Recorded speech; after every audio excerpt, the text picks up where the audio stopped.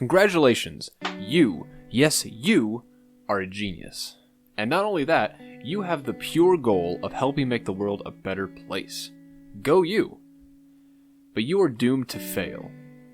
You will lose the company you helped build.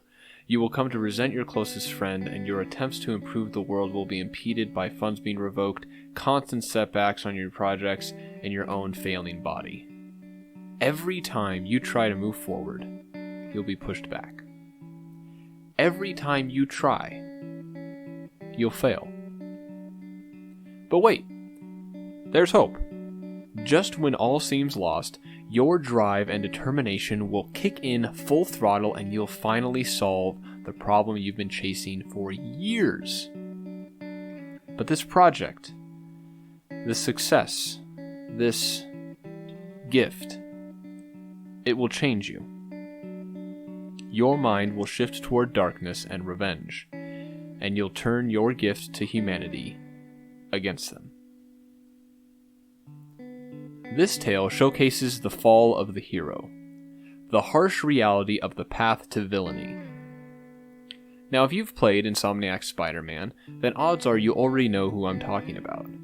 But as for the rest of you, the hero I'm referring to is Dr. Octavius, otherwise known as Doc Ock or Otto. While playing through this PS4 exclusive game, I was shocked by what aspect really stood out to me. At first, I would think it was the fact that I could literally be Spider-Man. While exceptionally cool, this was just a vehicle for a deeper emotional story. Maybe it was the COVID-19 parallels. While certainly eerie when I got to that part of the game, no. In fact, I was surprised that it wasn't even Peter's struggle with the balance of being Spider-Man and Peter and his relationships with May, MJ, and Miles. All of the above are spectacular and add so much to the game and overall experience. But the moments that made me feel the most, that made my heart tug, were the moments with Dr. Octavius. So bear with me here. My introduction looked at this fall from a semi-outward, semi-Dr. Octavius perspective. Now I want you to join me as I look at it from Peter's point of view. When you got out of college, you took an internship with Dr. Octavius. Together, you worked on bridging the gap in neuroelectronic science. You tried to create prosthetic appendages that can be controlled by one's mind so that those who have lost limbs may once again have a normal life. As you work on this project, you're trying to simultaneously be a superhero. Time goes on, and you watch as so much of what the two of you have worked towards gets stripped away. As tests prove to be a failure time and time again, you watch as your ever-optimistic friend grows more bitter and more pessimistic. On top of that, you begin to notice that his body is not functioning the way it should. Then you get a call. Good news. The project is still going, and the good doctor's brain is working more furiously than ever. You join him in the lab and help him create a new neural interface. Then comes the test. And it works. The arms are responsive and don't break down. Success! You return later to see that he has perfected the design to be sleek and adaptable. But Dr. Octavius seems not like himself. You dive deeper into the programming he's done, and it worries you. The neural web isn't isolating your motor neurons. It could be affecting other parts of your brain, your inhibitions, your mood. I just think we need some more testing. We've got enough! For the first time in my life, I don't feel like a failure. I feel like me. Otto, you're not a failure.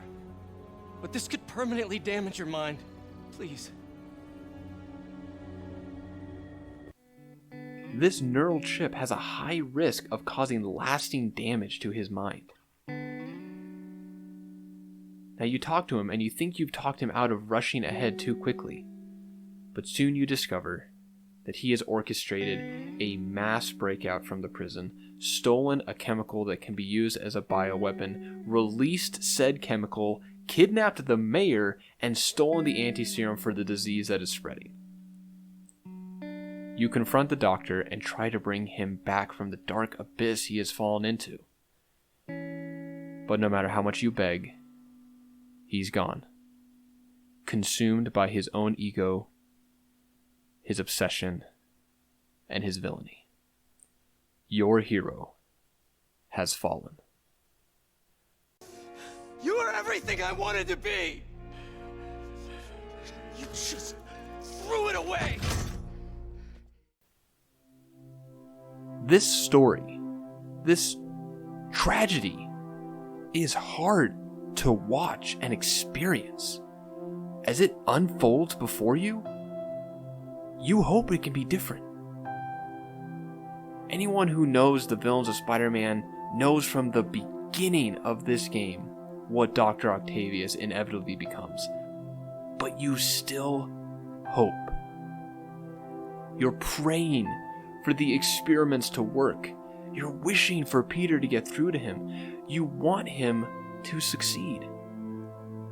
Because maybe if he succeeds, he'll avoid the path to darkness. When you really try to understand where Otto is coming from, you don't condemn him. You don't hate him. When you truly pay attention, you pity him. You feel sorrow and loss for him. A great mind and a great man that could have reshaped the world is lost. The worst part of this story for me was toward the end. When Otto kidnaps the mayor and tells him to tell the world the truth about Oscorp and the shady practices they endorse, Mayor Osborn is unapologetic and deepens the wound he himself put there. The truth is, you were only ever worth a damn when you worked for me. The truth is, you could never accept that I'm better than you. You're a failure, Otto, and you always will be.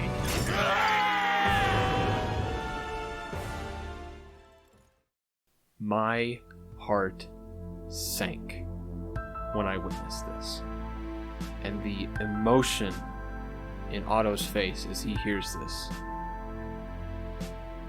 it's almost too much for one to bear. Marvel's Spider-Man is a game about Peter Parker, true, along with all the choices and consequences he has. His story is expertly crafted and truly hits home with his final choice at the end. But in tandem with this thriller tale of the web-slinging hero is the tragedy of his hero. A man who wasn't just broken over time, but shattered time and time again. I don't condone what Otto did, but I would never condemn a man who has lost everything and only wants to succeed instead of fail, who has watched as those who have beaten him down achieve success.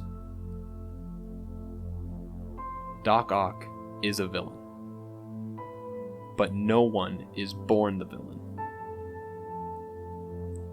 And the most compelling villains are not the chaotic evil ones. It's the ones who start out the hero and fall. The ones who you see try the right path and get pushed toward the darkness. So the next time you watch Spider-Man 2 or play through Marvel's Spider-Man, look a little deeper into the story. Immerse yourself into all the characters and try to look at it from the villain's side. You might be surprised by the emotion and soul behind those characters. Those same ones that we are encouraged to hate.